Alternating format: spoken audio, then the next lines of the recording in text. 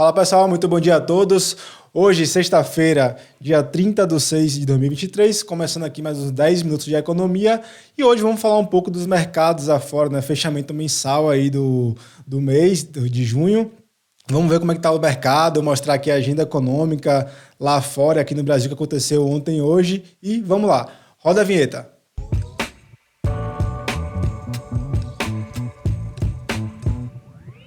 Bom, pessoal, começando aqui, vamos dar aquela volta que a gente sempre faz, né, dos mercados ao redor do mundo. Todo mundo no verdinho hoje.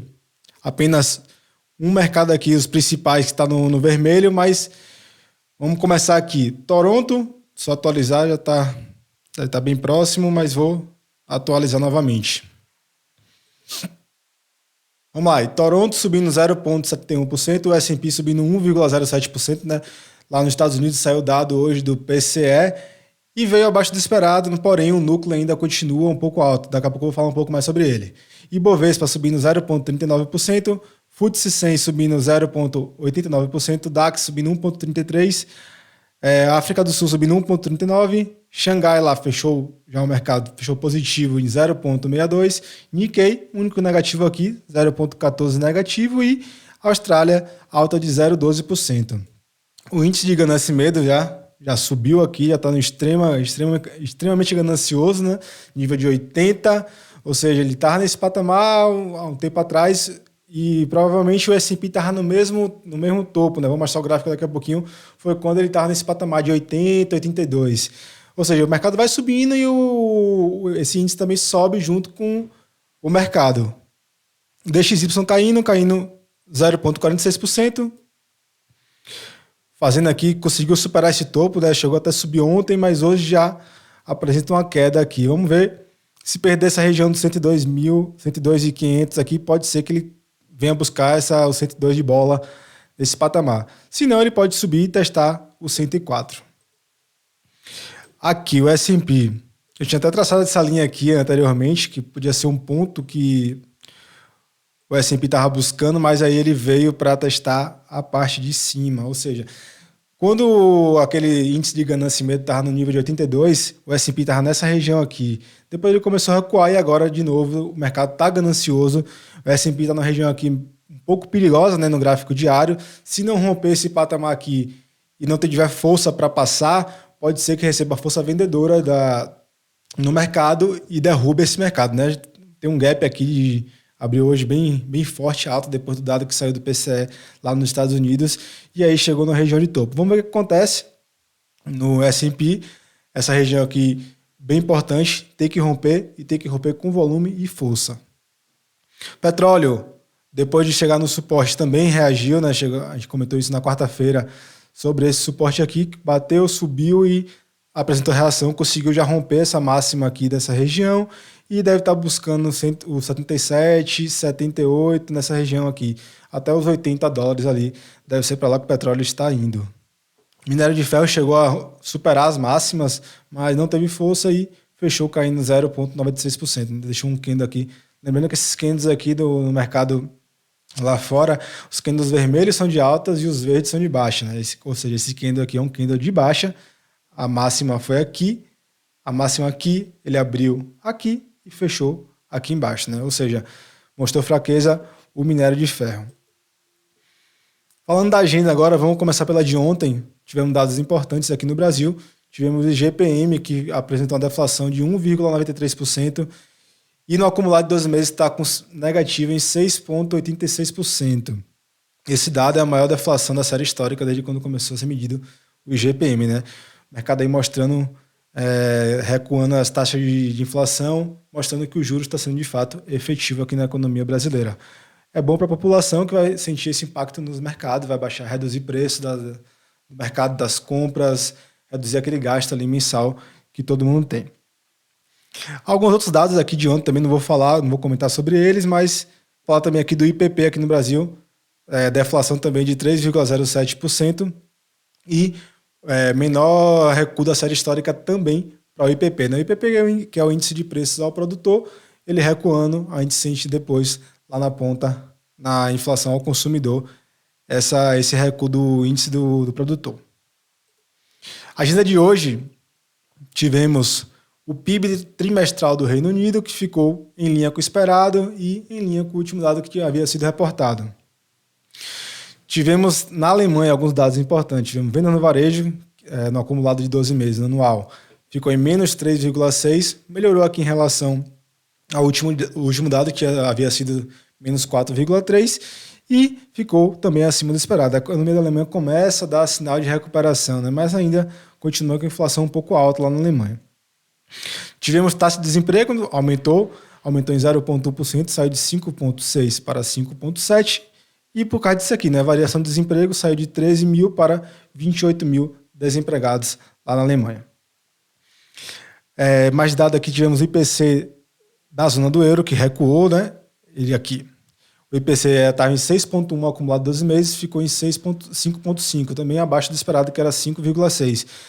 A zona do euro começa a conseguir recuar seu índice inflacionário, né? Estava bem difícil, estava se mantendo ali bem alto o nível inflacionário na zona do euro, e agora começa a conseguir recuar, né? Apesar de não ter aumentado tanto ainda a taxa de juros, mas começa a conseguir controlar esse índice inflacionário.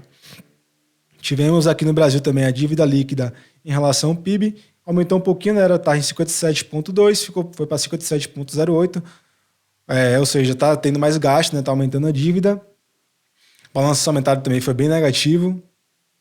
E tivemos o dado mais importante do dia, foi esse aqui. Também. Taxa de desemprego no Brasil saiu de 8,5 para 8,3 nesse trimestre atual, né, de março até junho. Esse aqui é do trimestre passado, de janeiro até março, de abril até junho. E esse aqui é do passado, 8,5, né, recuou 0,2 pontos percentuais. E o dado mais importante foi esse aqui, que foi o dado que animou os mercados, foi o núcleo, esse carinha aqui, o índice de preço PCE, lá dos Estados Unidos, que ficou em 3,8, né, bem abaixo do esperado, era aguardado 4,6, ficou 3,8, e abaixo também do mês anterior, que havia sido 4,3. O problema é, esse dado aqui não está baixando, o núcleo do índice de preço, que exclui energia e alimentos. Esse dado aqui tem que baixar. Por quê? Porque esse outro índice engloba muita coisa, a energia, alimentos, bens.